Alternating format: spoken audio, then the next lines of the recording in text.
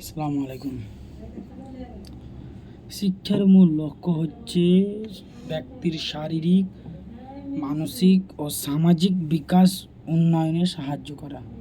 শিক্ষার এই লক্ষ্য পৌঁছাতে যে তিনটি প্রধান উপাদান দরকার সেগুলি হলো শিক্ষার্থী, পাঠ্যক্রম ও শিক্ষক। আর এই পাঠ্যক্রম ব্যক্তি ও সামাজিক চাহিদা অনুযায়ী শিক্ষার বিষয়বস্তু, তারপরে শিক্ষণ প্রক্রিয়া এবং মূল্যায়ন, তারপরে প্রক্রিয়া সংগঠিত হয়। দেশ, কাল, দার্শনিক মতবাদের ভিত্তিতে এই পাঠ্যক্রমের প্রকারভেদেরও বিভিন্নতা দেখা যায়।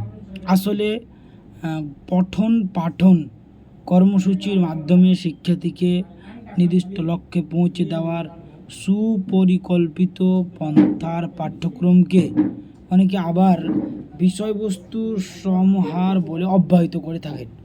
আর এই একক পাঠ্যক্রমের একটি সামগ্রিক ধারণা গড়ে তোলে এবং শিক্ষাক্ষেত্রে কীভাবে বিভিন্ন প্রকারের পাঠ্যক্রম সৃষ্টি ও ব্যবহৃত হয় ইত্যাদি বিষয়ে একটা পূর্ণরেখা আমরা তুলে ধরব পরবর্তী সময়ে, পরবর্তী ক্লাসে। আজকে এটাই সবাই মনে করে রাখবে।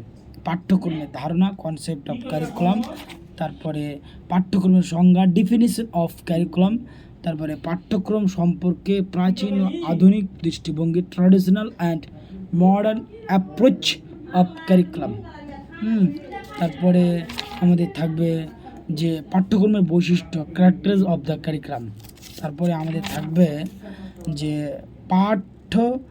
পাঠ্যসূচি ও পাঠ্যক্রম, লেসন, সিলেবাস অ্যান্ড ক্যারিকুলাম। এই জিনিসগুলো আমাদের ফলো করতে হবে।